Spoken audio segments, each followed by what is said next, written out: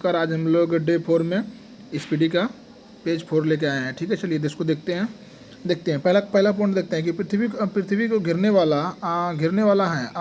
आकाश है। क्या है? ब्रह्मांड है। ठीक है ना, कौन है? ब्रह्मांड है। ठीक है, ब्रह्मांड है। पृथ्वी को घिरने वाला आकाश है, ब्रह्मांड है। ठीक है, ब्रह्मांड का अध्ययन क्या होता है? कॉस्मोलॉजी। ब्रह्मांड का जो अध्ययन है उसको क्या बोलते हैं? कॉस्मोलॉजी। ठीक है, ब्रह्मांड का अध्ययन कॉस्मोलॉजी। आप लोग कमेंट करेंगे कि मिट्टी का अध्ययन को क्या बोलते हैं। ठीक है, चलिए आगे देखते हैं कि ब्रह्मांड में लगातार प्रसार की घटना बिग बैंग। ठीक ना, ब्रह्मांड में लगातार प्रसार की घटना जो है वो क्या है? बिग बैंग है। ठीक है, चलिए आगे देखते हैं कि ब्रह्मांड के उत्पत्ति में सर्वाधिक मान्य सिद्धांत महाविस्फोटक सिद्धांत। ठीक ना, बिग बैंग थ्योरी।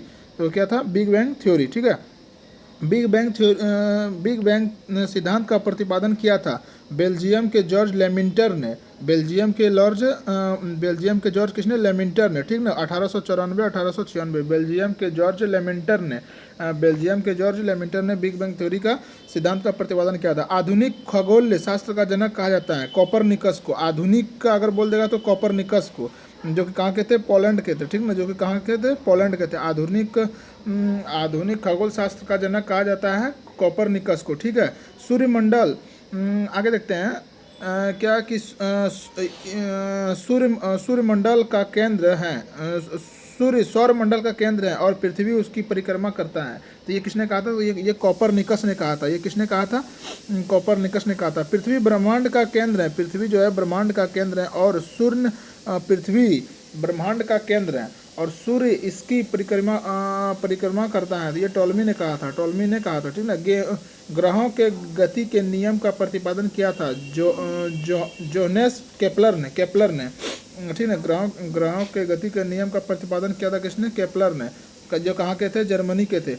ब्रह्मांड का लगातार विस्तार हो रहा है बताया था किसने? एडविन हर्बल ने। ठीक है ना, एडविन हर्बल ने बताया था कि ब्रह्मांड का लगातार विस्तार हो रहा है। ठीक है, चलिए आगे देखते हैं कि सौरमंडल का विकास 4.5 अरब वर्ष पूर्व। ठीक ना, आगे देखते हैं ब्रह्मांड का मौलिक कण है हिग्स बोसान। ठीक ना, ब्रह्मांड का जो मौलिक कण है वो क्या? हिग्स बोसान का अन्य नाम गॉड पार्टिकल। ये क्वेश्चन पूछा गया है दोस्तों कि हिग्स बोसान का अन्य नाम क्या है? तो गॉड पार्टिकल। ठीक ना, अगला पॉइंट देखते हैं कि सर्न कहाँ स्थित है? जहाँ large hadron collider LHC machine द्वारा 2010 में हिग्स बोसान के निर्माण का प्रयास हुआ था जेनेवा में। ठीक है ना, जेनेवा में है। ठीक है, ब्रह्मांड की आयु। ठीक ना, ब्रह्मांड की आयु कितना है? 13 बिलियन वर्ष है। ठीक है ना, ब्रह्मांड की आयु कितना है? 13 बिलियन वर्ष है। ठीक है, ब्रह्मांड की आयु कितना है? 13 बिलियन वर्ष। ब्रह्मांड का व्यास 10⁻8 प्रकाश व्यास। ठीक ना, ब्रह्मांड में विस्फोटरी तारा क्या कहलाता है? अभिनव तारा। ये क्वेश्चन पूछा गया है दोस्तों कि ब्रह्मांड में विस्फोटरी तारा कहलाता है अभिनव तारा या सुपरनोवा। ठीक है ना, अभिनव तारा या सुपरनोवा तारा। सुपरनोवा मात्र प्रिय तारे की विस्फोटक अवस्था है। सुपरनोवा क्या है? मात्र प्रिय तारे की विस्फोट अवस्था है। ठीक है, एक वर्ष में प्रकाश द्वारा तय की गई दूरी प्रकाश वर्ष कहलाता है। ये क्वेश्चन पूछा गया है अगले इधर दोस्तों। ठीक है, एक वर्ष में प्रकाश द्वारा तय की गई दूरी को क्या कहलाता है? प्रकाश वर्ष कहलाता है। खगोलीय दूरी इनका सबसे बड़ा मात्रक है। खगोलीय दूरी इसको क्या बोलते हैं दोस्तों? Astronomical unit. ठीक ना, इसका एस्ट्रोनॉमिकल यूनिट की सबसे बड़ा मात्रक क्या है? पार्सेक है। ठीक ना, इसका मात्रक क्या है? पार्सेक है। एक पार्सेक होता है 3.26 वर्ष बराबर। एक पार्सेक कितना होता है? 3.26 प्रकाश वर्ष। ठीक ना, एक पार्सेक में 3.2 प्रकाश वर्ष। प्रकाश वर्ष मात्रक है। प्रकाश वर्ष मात्रक है दूरी का। प्रकाश वर्ष मात्रक है किसका है? दूरी का है। ठीक है, प्रकाश वर्ष मात्रक है दूरी का। चलिए अगला पॉइंट देखते हैं। अगला पॉइंट क्या बोलता है दोस्तों? अगला पॉइंट बोलता है कि एक प्रकाश वर्ष बराबर है 9.46 इंटू 12 किलोमीटर। ठीक ना, चलिए आगे देखते हैं कि गैलेक्सी क्या है? गैस, बादलों, धूल कणों और अरबों तारा का समूह को हम लोग क्या बोलते हैं? गैलेक्सी बोलते हैं। गैस, बादलों, धूल कण और अरबों तारा का समूह को हम लोग क्या बोलते हैं? गैलेक्सी बोलते हैं।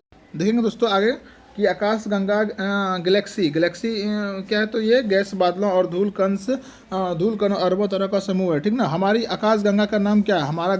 हमारी आकाश गंगा का नाम क्या है? दूध मेखला। ठीक ना, क्या नाम है? दूध मेखला। ठीक है, क्या नाम है? दूध मेखला। हमारा सौरमंडल एवं यह सूर्य जिस आकाश गंगा में स्थित है उसे कहा जाता है दुग्ध मेखला। उसे क्या कहता है? दुग्ध मेखला। आकाश गंगा का आकृति है सर्पल्लिकार। आकाश गंगा का जो आकार किस तरह है? तो सर्पल्लिकार के ऐसा उसका आकार है। ठीक है, चलिए आगे देखते हैं। आकाश गंगा की सबसे नज़दीक मंदाकिनी की का नाम है देवयानी एंड्रोमेडा। ठीक है, आकाश गंगा मंदाकिनी का सर्वप्रथम देखा था बृहस्पति ग्रह को खोजा था गैलीलियो ने। सर्वप्रथम बृहस्पति ग्रह को किसने खोजा था? गैलीलियो ने। नेबुला निहारक है अंतरिक्ष में धूल और गैसों का एक विशाल बादल। ठीक है ना, गैसों का एक विशाल बादल है नेबुला। जो क्या है? तो वो अंतरिक्ष में धूल और गैसों का एक विशाल बादल है। नंगी आंख से दिखने वाला तारा ओरियन। ठीक है ना, ये क्वेश्चन पूछा गया है दोस्तों। ठीक है, कि नंगी आंखों से देखने वाला तारा क्या है? तो वो ओरियन है। नंगी आंखों से देखने वाला तारा क्या है? तो वो ओरियन है। पल्सर होते हैं तेजी से घूमने वाले न्यूट्रॉन तारे। तेजी से घूमने वाले क्या? न्यूट्रॉन तारे। ठीक है ना, तेजी से घूमने वाले न्यूट्रॉन तारे। ठीक है, तेजी से घूमने वाले न्यूट्रॉन तारे को हम लोग क्या बोलते हैं? पल्सर बोलते हैं। ब्रह्मांड का प्रकाश स्तंभ कहलाता है पल्सर। ब्रह्मांड का जो प्रकाश स्तर है उसको हम लोग क्या बोलते हैं? पल्सर बोलते हैं। अब देखेंगे, तारों में ऊर्जा का स्रोत है नाभिकीय संलयन। ठीक ना, ये क्वेश्चन पूछा गया है कि तारों में ऊर्जा का स्रोत है क्या है? तो नाभिकीय संलयन है। ठीक ना, नाभिकीय संलयन है। ठीक है, चलिए आगे अगला देखते हैं हम लोग दोस्तों। तब हम लोग ये पहले बॉक्स को बाद में देखेंगे, पहले इधर का हम लोग कंप्लीट कर लेते हैं जल्दी। ठीक है दोस्तों, देखिए तारों का मुख्य घटक। देखिए दोस्तों, उसके लिए थोड़ा सा मैं माफ़ी चाहूँगा, ये थोड़ा सा आज सही से पेज अपलोड नहीं हो पाया है। ठीक है, चलिए आगे देखते हैं, ऐसे हम लोग पढ़ लेंगे। ठीक है, तारों का मुख्य घटक क्या क्या है? तो वो हाइड्रोजन है। ठीक ना, वो हाइड्रोजन और हीलियम है। हाइड्रोजन व हीलियम होता है। ठीक ना, पृथ्वी का आप लोग कमेंट करेंगे कि पृथ्वी दिवस कब मनाया जाता है? ठीक है ना, चलिए आगे देखते हैं कि पृथ्वी का निकटतम तारा, पृथ्वी का जो है निकटतम तारा वो क्या है? ये बहुत इंपॉर्टेंट क्वेश्चन है कि पृथ्वी का निकटतम तारा क्या है? तो वो सूर्य है। ठीक ना, पृथ्वी का निकटतम तारा क्या है दोस्तों? तो वो सूर्य है। पृथ्वी का निकटतम तारा क्या है? तो वो सूर्य है। ठीक है, पृथ्वी का निकटतम तारा क्या है? सूर्य। इसको याद रखिएगा। ठीक ना, कि पृथ्वी का निकटतम तारा क्या है? सूर्य है। चलिए आगे देखते हैं। सूर्य का निकटतम तारा प्रोक्सिमा सेंचुरी। सूर्य का निकटतम तारा जो है प्रोक्सिमा सेंचुरी है। ठीक ना, सूर्य का निकटतम तारा क्या है? वो प्रोक्सिमा सेंचुरी है। ठीक ना, सबसे चमकीला तारा साइरस। सबसे चमकीला ग्रह नहीं बोल रहा है दोस्तों, क्वेश्चन को गौर कीजिएगा। सबसे चमकीला तारा साइरस, डॉग स्टार इसको बोलते हैं। ठीक ना, साइरस। तारे का रंग सूचक होता है उसके ताप का। ठीक ना, उसके ताप का। तारा का टिमटिमाता है प्रकाश का अपवर्तन के लिए मतलब कि। ठीक ना, तो तारों का टिमटिमाना जो है ये किस प्रोसेस पे? तो ये प्रकाश का जो है, लाइट का जो है अपवर्तन होता है। ठीक ना, अपवर्तन होता है। चलिए आगे देखते हैं। ब्लैक होल सिद्धांत का दिया था किसने? दिया था एस चंद्रशेखर ने। ठीक ना, किसने दिया था? एस चंद्रशेखर ने। ठीक है, एस चंद्रशेखर ने दिया था। चलिए देखते हैं, आगे देखते हैं। आगे देखते हैं, एक मिनट दोस्तों।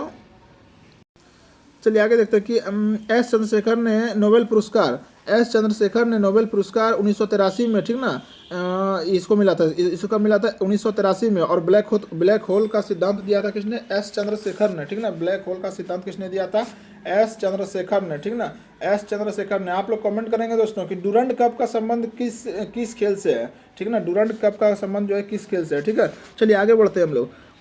देखिए दोस्तों, इस तरह हम बीच बीच में टॉपिक के साथ आपसे एक एक्स्ट्रा क्वेश्चन जो हम बीच बीच में पूछ देते हैं ताकि इससे आपकी जो है इंटरेस्ट को बढ़े दोस्तों। ठीक है ना, चलिए आगे बोलते हैं कि तारों का टिमटिमाना ये प्रकाश का अपवर्तन किया था। ब्लैक होल सिद्धांत दिया था किसने? एस चंद्रशेखर ने। एस चंद्रशेखर को नोबेल पुरस्कार 1983 में मिला था। ठीक है, चलिए अगला देखते हैं। वह सीमा जिसके बाहर तारे आंतरिक मृत्यु से ग्रसित होता कहलाता है चंद्रशेखर सीमा। ठीक ना, चंद्रशेखर सीमा कहलाता है। ठीक है, क्या कहलाता है? चंद्रशेखर सीमा।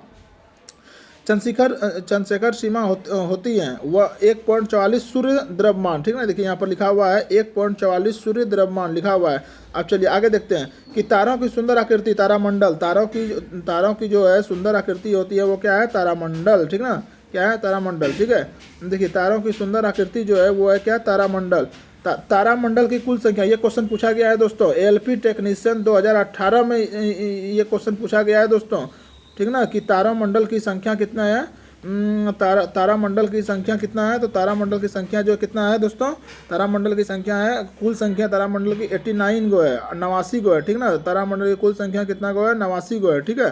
तारामंडल की कुल संख्या कितना गो है? 89 गो है। और तारा का टिमटिमाना किस तो कौन सा प्रोसेस पे? तो प्रकाश का अपवर्तन होता है, ठीक ना। और सूर्य का सबसे निकटतम तारा प्रोक्सिमा, सूर्य का सबसे निकटतम तारा प्रोक्सिमा, और पृथ्वी का निकटतम तारा देखिए सन, एक तरह सन जो है एक तरह क्या है, ये एक तरह का तारा है, ठीक ना। सन जो है एक तरह का तारा है, ठीक ना। तो अगर क्वेश्चन बोल दे कि पृथ्वी का निकटतम तारा, तो सूर्य हो जाएगा, ठीक ना। पृथ्वी का निकटतम तारा क्या हो जाएगा? सूर्य हो जाएगा। लेकिन क्वेश्चन घुरा दे कि सूर्य का निकटतम तारा, लेकिन क्वेश्चन घुरा के पूछ दे कि सूर्य का निकटतम तारा, तो प्रोक्सिमा मारेंगे, ठीक है ना। चलिए उसके बाद हम लोग देखते हैं कि सबसे बड़ा तारामंडल सेंट्रस, ठीक ना। सेंट्रस 94 को तारा है इसके पास, सेंट्रस सबसे बड़ा तारामंडल सेंट्रस। सबसे छोटा तारामंडल हाइड्रा, ये तो याद रहता है, ये भी पूछा गया दोस्तों कि सबसे छोटा तारामंडल क्या है? वो हाइड्रा है, ठीक ना। हाइड्रा क्या को तारामंडलों की संख्या 89 को, सबसे बड़ा उसमें है सेंट्रस, सेंट्रस सबसे छोटा है हाइड्रा, ठीक है। चलिए अगला देखते हैं दोस्तों कि ध्रुवोत्तर तारा भाग है लघु सप्तवर्षी का, ध्रुवोत्तर तारा भाग है लघु सप्तवर्षी का, ठीक ना। लघु सप्तवर्षी का दिशा निर्धारण में सहायतक होता है ध्रुव तारा, ध्रुवोत्तर नहीं दोस्तों, गलती बोला गया, ये ध्रुव तारा भाग है लघु सप्तऋषि का, ठीक है ना। चलिए आगे देखते हैं कि देखिए दिशा निर्धारण में सहायक होता है ध्रुव तारा, ठीक ना। ध्रुव तारा सूचित करता है उत्तर दिशा को, ध्रुव तारा सूचित करता है किसको? उत्तर दिशा को, ठीक है। ध्रुव तारा सूचित करता है किसको? उत्तर दिशा को, ठीक है ना। ध्रुव तारा किसको सूचित करता है? उत्तर तारा को। चलिए आगे देखते हैं धूमकेतु। धूमकेतु धूल बर्फ व गैस से निर्मित पिंड है। धूमकेतु क्या है? तो वह धूल बर्फ व गैस से निर्मित पिंड है, ठीक है। चलिए अगला देखते हैं 76 वर्षों में दिखाई दी, ये क्वेश्चन पूछा गया है दोस्तों। ये 76 वर्ष वाला जो है क्वेश्चन, ये मोस्ट VVI क्वेश्चन है, जिसको आप जितना बार इसको आप टिक करेंगे उतना कम। ये पूछा गया है दोस्तों। क्या क्वेश्चन देखिए क्या है कि 76 वर्षों में दिखाई देने वाला धूमकेतु पुच्छल तारा हेली अंतिम बार 1986 में दिखा था, ठीक ना। ये 76 वर्षों में दिखाया जाता है दोस्तों, ये 76 वर्ष में दिखा था। तो अंतिम बार ये 1982 में दिखा था, ठीक ना। ये अंतिम बार ये जो है अंतिम बार 1982 में दिखेगा। तो आप लोग कमेंट करेंगे दोस्तों कि अब ये कब दिखेगा। आपको हम हिंट देते हैं कि ये 76 साल में एक बार दिखता है, ठीक ना। 76 साल में ये एक बार दिखता है, ठीक ना। 76 वर्षों में दिखाई देने वाला धूमकेतु या पुच्छल तारा, इसको क्या है नाम है? इसका हेली नाम है। तो हेली अब कब दिखाई देगा, अब 76 वर्ष कब आएगा, आप लोग कमेंट करेंगे, ठीक है। चलिए आगे बढ़ते हैं, एक मिनट आगे बढ़ते हैं, इसको थोड़ा स्क्रॉल कर लेते हैं दोस्तों। चलिए आगे देखते हैं कि हेली धूमकेतु पुनः दिखाई पड़ेगा। देखिए वही क्वेश्चन है, यहाँ एराइज भी हो गया है कि अब ये 2062 में ये हम लोग को दिखेगा, क्योंकि 76 वर्ष में एक बार दिखता है। तारा का नाम क्या है? हेली। तारा का नाम क्या है? हेली। 76 वर्ष में एक बार दिखेगा। पहला बार कब दिखा था? अंतिम बार कब दिखा था? 1982 में, और उसके बाद उसमें 76 साल जोड़ देंगे तो हो जाएगा कितना? 2062 में, ठीक है। चलिए आकार के अनुसार ग्रहों का कर्म, ये क्वेश्चन भी पूछा गया है दोस्तों कि आकार का अनुसार ग्रहों का कर्म क्या है। सबसे पहले बृहस्पति, शनि, अरुण, वरुण, पृथ्वी, शुक्र, मंगल और बुध है, ठीक है। और क्या है? बुध है। चलिए आगे देखते हैं सूर्य से दूरी के अनुसार ग्रहों का क्रम। सूर्य से, देखिए सूर्य से, सन से बोल रहा है, ठीक ना। ये क्वेश्चन भी पूछता है, फंसा देता है। सूर्य से दूरी के अनुसार ग्रहों का क्रम क्या क्या है? तो बुध है, शुक्र, पृथ्वी, मंगल है, बृहस्पति है, शनि है, अरुण है, वरुण है, ठीक है। चलिए आगे देखते हैं सूर्य का। चलिए ये क्वेश्चन जो है ये बहुत इंपॉर्टेंट क्वेश्चन है दोस्तों। ये यहाँ से जो यहाँ तक है ये पॉइंट है, ये बहुत इंपॉर्टेंट है, इसको आप जितना मारेंगे उतना कम है, ठीक है। चलिए आगे देखते हैं सूर्य का केंद्रीय भाग, केंद्र, कोर, ठीक ना। सूर्य का केंद्रीय भाग, ये क्वेश्चन पूछा गया है दोस्तों। आप कोई भी एग्जाम का सेट मारिए दोस्तों, ये आपको संपूर्ण हमारा जो संपूर्ण ब्रह्मांड है और हमारा जो ये सौरमंडल है, इससे आपको एक से क्वेश्चन तो जरूर आपको ज्योग्राफी में मिल जाएगा। ज्योग्राफी पोर्शन में एक क्वेश्चन जरूर मिल जाएगा दोस्तों। चलिए ठीक है, आगे देखते हैं कि सूर्य का केंद्रीय भाग, सूर्य का केंद्रीय भाग को क्या बोलते हैं? केंद्र बोलते हैं। सूर्य के केंद्र का तापमान होता है 15 ये सेल्सियस है, ठीक है ना। 15 मिलियन हो जाएगा, ठीक है दोस्तों। 15 मिलियन सेल्सियस हो जाएगा, ठीक है। 15 मिलियन ही होगा, क्योंकि वो बहुत, आप समझ सकते हैं कि हम पृथ्वी पे हैं तो हमको यहाँ सरफेस पे इतना गर्मी लग सकता है, तो उस पर करीब जाने पर क्या होगा, ये तो आप इमेजिन कर सकते हैं। चलिए आगे देखते हैं कि हम लोग पहला क्वेश्चन देखिए कि सूर्य का केंद्रीय भाग को कोर कहते हैं, तो ठीक ना। सूर्य के केंद्र का तापमान है 15 मिलियन सेल्सियस, ठीक ना। चलिए आगे देखते हैं। सूर्य की सतह का तापमान अगर इसका बोले तो कितना होता है? 6000 डिग्री सेल्सियस, 6000 डिग्री सेल्सियस। चलिए सूर्य का बाह्यतम परत किरीट, लेकिन केंद्रीय भाग को क्या बोलते हैं? कोर। केंद्रीय भाग को केंद्र या कोर, और लेकिन बाह्यतम को किरीट, कोरोना किरीट कोरोना, ठीक ना, वो वाला कोरोना नहीं दोस्तों। चलिए आगे देखते हैं। कोरोना उत्सर्जित करता है एक्स किरण, कोरोना उत्सर्जित करता है एक्स किरण, ठीक ना। हाँ, कोरोना उत्सर्जित करता है कौन? एक्स किरण, ठीक है ना। आप लोग कमेंट करेंगे दोस्तों कि खिलाफत आंदोलन कब हुआ था, ठीक ना, इसका कब हुआ था, डेट के साथ कमेंट करेंगे। चलिए आगे देखते हैं। कि सूर्य का दीप्तिमान सतह कहलाता है। सूर्य का जो दीप्तिमान सतह क्या कहलाता है? तो वो प्रकाश मंडल कहलाता है, ठीक ना। वो क्या कहलाता है? प्रकाश मंडल कहलाता है, ठीक ना, प्रकाश मंडल कहलाता है। चलिए देखते हैं आगे क्वेश्चन कि प्रकाश मंडल का ऊपरी भाग जो प्रकाशमान नहीं होता है उसे वर्णमंडल कहते हैं, ठीक ना, क्रोमोस्फेयर जिसको बोलते हैं हम लोग। चलिए आगे देखते हैं। सूर्य का प्रमुख संगठन हाइड्रोजन। ये क्वेश्चन आपको, इसको भी टिक कर लीजिए, एकदम इंपॉर्टेंट है कि सूर्य का प्रमुख संगठन है हाइड्रोजन, हीलियम और अन्य तत्व। लेकिन प्रमुख क्या क्या? हाइड्रोजन। याद रखिएगा, परसेंटेज के साथ दोस्तों फंसा देता है कि सूर्य का प्रमुख संगठक जो है वो हाइड्रोजन कितना परसेंट है, आपको दे देगा कि हाइड्रोजन सूर्य का प्रमुख संगठक है, लेकिन वो कितना परसेंट है? तो याद रखिएगा दोस्तों कि वो 71% है, ठीक ना, 71% है। कितना परसेंट है? 71% है, ठीक है, 71% है हाइड्रोजन जो सूर्य का मुख्य घटक में आता है। और उसके बाद हीलियम का ही पूछ देता है। हीलियम का कितना है? 26.5% है, ठीक ना। हीलियम का कितना है? 26.5% है। चलिए आगे देखते हैं। दोस्तों, चलिए आगे देखते हैं कि अगला पॉइंट है कि सूर्य की ऊर्जा का स्रोत है नाभिकीय संलयन, ठीक ना। देखिए हम लोग इससे पहले क्वेश्चन पढ़े थे दोस्तों कि तारों का ऊर्जा का संलयन है, तारों का जो ऊर्जा का जो स्रोत है वो भी है नाभिकीय संलयन, लेकिन और सूर्य का भी है नाभिकीय संलयन, ठीक है ना, नाभिकीय संलयन। देखिए डायरेक्ट पॉइंट लिख दिया हुआ है, ठीक है। अब देखिए सूर्य का आकार पृथ्वी से 109 गुना बड़ा है। सूर्य का आकार जो है वो पृथ्वी से कितना गुना बड़ा है? तो 109 गुना बड़ा है, ठीक है, 109 गुना बड़ा है। चलिए आगे देखते हैं दोस्तों। आगे देखते हैं कि सूर्य और पृथ्वी के बीच औसत दूरी 149.6 मिलियन किलोमीटर, 149.6 मिलियन किलोमीटर, ठीक है ना, 149 मिलियन 6 किलोमीटर, ठीक है दोस्तों, 149। एक बार देखिए सिर्फ दोस्तों, एक बार देखिए, वो हमेशा के लिए याद हो जाएगा। 149.6 मिलियन किलोमीटर सूर्य और किसके बीच का बात हो रहा है? पृथ्वी के बीच के, ठीक है। चलिए आगे देखते हैं, बस कुछ ही पॉइंट बचा है दोस्तों, आगे देख लेते हैं। अगला पॉइंट बोल रहा है कि सूर्य ग्रहण कब लगता है। देखिए सूर्य ग्रहण कब लगेगा? जब सूर्य का बात आ जाएगा तो सूर्य और पृथ्वी के बीच चंद्रमा आ जाती है। देखिए दोस्तों इसका ट्रिक क्या है, बोलेगा कि सूर्य ग्रहण कब लगता है, तो सूर्य ग्रहण कब लगेगा? जब देखिए सूर्य ग्रहण बोलेगा तो सूर्य तो रहेगा ही, हमको इस तरह से याद करना है। देखिए दोस्तों हमको कंपटीशन पास करना है, हमको विद्वान यहाँ पर नहीं बनना है, ठीक है ना। चलिए सूर्य ग्रहण होता है तो इसका ट्रिक क्या देंगे? सूर्य ग्रहण बोल रहा है तो सूर्य को पहले रखेंगे, और बाद में किसको रख देंगे? सूर्य ग्रहण होता है तो सबसे पहले सूर्य को रखेंगे और एवं पृथ्वी, सूर्य एवं पृथ्वी के बीच चंद्रमा आ जाती है, तो पहले सूर्य तो रहेगा ही और उधर तो पृथ्वी आएगा, उसके बीच में चंद्रमा आ जाएगा, ठीक ना। तो जब सूर्य और पृथ्वी के बीच में चंद्रमा आ जाएगी तो सूर्य ग्रहण हो जाएगा। सूर्य एकदम दिमाग में बैठा लीजिए, ये क्वेश्चन पूछता ही है कि सूर्य ग्रहण कब लगती है, तो सूर्य ग्रहण जब बोलेगा तो सूर्य पहले रखेंगे, अब फिर बाद में पृथ्वी रख देंगे, अब बीच में कौन आएगा? 3 को चीज़ें हमको याद रखना है, सूर्य पृथ्वी चंद्रमा, ठीक ना। तो बीच में चंद्रमा आ जाएगा तो हमको यहाँ से कंसेप्ट क्लियर हो जाएगा कि सूर्य और पृथ्वी के बीच में जब चंद्रमा आ जाएगा तो सूर्य ग्रहण हो जाएगा, ठीक है।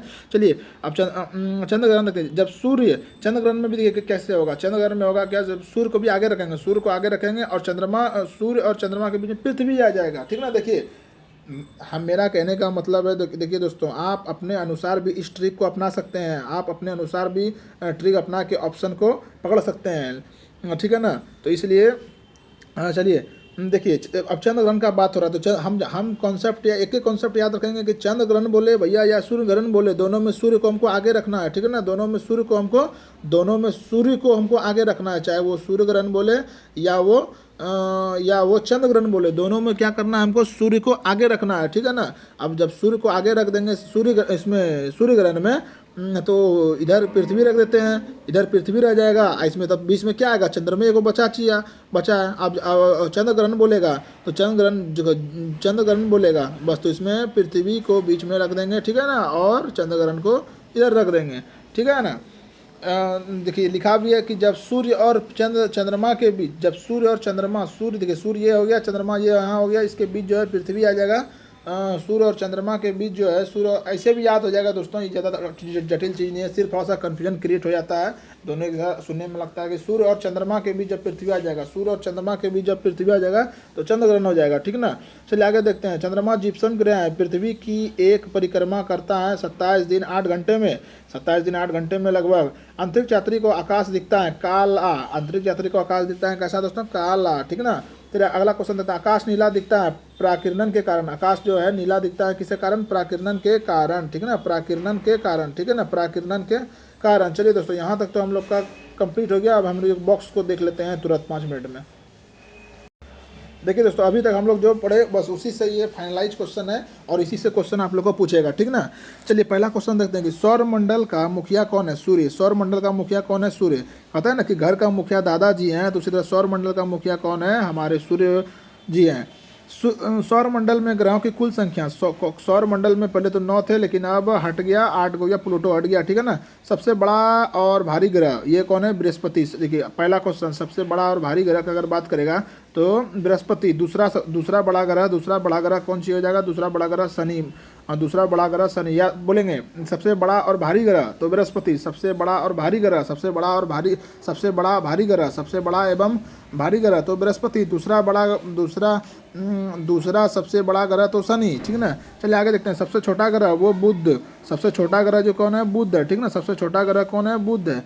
आगे देखते हैं। सूर्य से सबसे निकट स्थित ग्रह सूर्य से सबसे निकट स्थित ग्रह कौन है, वो भी बुध है, और सबसे छोटा भी बुध है। देखिए सबसे छोटा है, सबसे निकट भी है सूर्य का, ठीक ना, तो वो बुध है। पृथ्वी से अगर आप बात करते हैं, पृथ्वी के सबसे निकट अगर स्थित तो शुक्र को कहते हैं ना, पृथ्वी के सबसे निकट स्थित तो शुक्र ग्रह। सूर्य व पृथ्वी से दूर स्थित, सूर्य और पृथ्वी से दूर अगर बोलेंगे तो वरुण हो जाएगा, वरुण भैया, ठीक है। पृथ्वी के पड़ोसी ग्रह शुक्र और मंगल, पृथ्वी के पड़ोसी ग्रह शुक्र और मंगल। सर्वाधिक चमकीला ग्रह क्या जाएगा, बुध, शुक्र हो जाएगा। पृथ्वी के सबसे निकट स्थित ग्रह शुक्र, पृथ्वी के सबसे निकट स्थित ग्रह भी शुक्र, और सबसे चमकीला भी शुक्र, और गर्म भी, चमकीला है, गर्म है और नज़दीक है पृथ्वी का, तो वो कौन है, शुक्र है, ठीक है ना। सर्वाधिक ठंडा ग्रह वरुण कहते हैं ना, वरुण भैया बहुत ठंडा है। चलिए आगे देखते हैं कि वरुण की खोज जॉन गैले द्वारा 1846 में हुआ था। वरुण की खोज किसे था, जॉन गैले द्वारा 1846 में हुआ था। चलिए आगे देखते हैं और कुछ पॉइंट बचा हुआ है। क्या की पॉइंट है कि देखिए सर्वाधिक उपग्रह वाला ग्रह वो कौन सी है, शनि। सर्वाधिक उपग्रह वाला जो है वो शनि है। सर्वाधिक उपग्रह वाला ग्रह क्या, शनि। बिना उपग्रह वाला ग्रह बुध और शुक्र, बिना उपग्रह एक आपका बुध और शुक्र जो हो गया, बुध और शुक्र, इसके पास कोई ग्रह नहीं है। लाल व हरा ग्रह मंगल। देखिए ये क्वेश्चन बहुत इंपॉर्टेंट क्वेश्चन है, ये आपका जीडी में पूछा गया था दोस्तों। 2023 का जो जीडी पेपर जो हुआ वो कोई न कोई शिफ्ट में ये क्वेश्चन हमको देखने को मिला था दोस्तों। देखिए लाल व हरा ग्रह जो है वो मंगल तथा वरुण है। देखिए लाल बोलेगा तो मंगल, टमाटर कैसा होता है, लाल होता है, किसके कारण, लाइकोपेरिन के कारण, ठीक ना। लेकिन उसी तरह मुझे याद रखेंगे लाल ग्रह होता है मंगल और हरा ग्रह होता है वरुण होता है। वरुण हम लोग पढ़े कि वरुण जो है ठंडा भी ग्रह होता है। देखिए वरुण का खोज जॉन गैले ने किया था, इससे पिछले हम लोग तुरंत पढ़े हैं अभी कि वरुण की खोज जॉर्ज गैले ने किया था, और सर्वाधिक ठंडा ग्रह जो हमारे वरुण भैया ही होते हैं। चलिए आगे देखते हैं कि लाल व हरा हो गया, पीला तथा नीला। देखिए नीला तो कंफर्म याद हो जाएगा आप लोग को, नीला हमारी पृथ्वी नीला। पीला जो है बृहस्पति हो जाएगा, पीला कौन होगा, बृहस्पति। लेटा हुआ ग्रह अरुण। देखिए ठंडा ग्रह वरुण है, ठंडा जो है वो वरुण है, लेकिन लेट के जो है वो अरुण है। सर्वाधिक गैसों से घिरा ग्रह अरुण, और ये लेट। देखिए अगर हम लोग सूता रहेंगे, अगर हम लोग लेटा रहेंगे तो सब चीज़ से, अपना बिछावन से, सब चीज़ से, बहुत चीज़ से घिरे रहेंगे, तो वही बोलता है कि अरुण जो है लेटा रहता है, इसलिए बहुत चीज़ से घिरा हुआ है, ठीक है ना। यूरेनस की खोज हर्शेल द्वारा, यूरेनस का खोज किसे, हर्शेल द्वारा होता है। सबसे कम घनत्व वाला ग्रह शनि, सबसे कम घनत्व वाला शनि। सबसे कम डेंसिटी किसका है, तो शनि का है। पृथ्वी के वाहन, ये क्वेश्चन पूछा गया दोस्तों कि पृथ्वी के वाहन कौन है, शुक्र को है। शुक्र ही बहुत चमकीला है, हम लोग शुरू में पढ़े थे दोस्तों कि शुक्र जो है पृथ्वी के सबसे निकट स्थित है। देखिए इसको बहन क्यों बोलते हैं, पृथ्वी के सबसे निकट स्थित है बहन बोलते हैं, इसलिए इसको बहन बोलते हैं। मान लीजिए याद करने का एक ट्रिक बनाते हैं, ठीक ना। पृथ्वी के सबसे निकट स्थित है शुक्र, इसलिए इसको हम लोग क्या बोलते हैं, बहन मान लेते हैं। पृथ्वी का सबसे चमकीला और गर्म भी है सब। अब क्वेश्चन पूछेगा कि सबसे चमकीला और गर्म ग्रह कौन, यही शुक्र है। चलिए भोर या सांझ का तारा शुक्र है, भोर या सांझ का तारा शुक्र है। सबसे बड़ा उपग्रह, चलिए यहाँ तक तो हम लोग देखिए, यहाँ तक भोर तक जो है, यहाँ तक हम लोग ग्रह का बात किए। अब हम ट्रैक चेंज कर देंगे, ट्रैक चेंज करेंगे, हम लोग आएंगे डायरेक्ट क्या, हम लोग उपग्रह में आएंगे। सबसे बड़ा उपग्रह तो गैनीमेड, बृहस्पति गैनीमेड है, ठीक ना। सबसे छोटा उपग्रह डिमोस, सबसे छोटा उपग्रह क्या है, सबसे छोटा उपग्रह अगर बोलेगा डिमोस। सबसे बड़ा जो है गैनीमेड बृहस्पति के पास है। और फाबोस एवं डिमोस उपग्रह जो किसका है, मंगल का है। फाबोस और डिमोस किसका है, तो वो है मंगल का है। फाबोस और डिमोस किसका है, मंगल का है, ठीक है ना। शनि का सबसे बड़ा उपग्रह टाइटन, शनि का सबसे बड़ा उपग्रह टाइटन। शनि ग्रह में वलय छल्ला की संख्या 7 होती है, ठीक ना।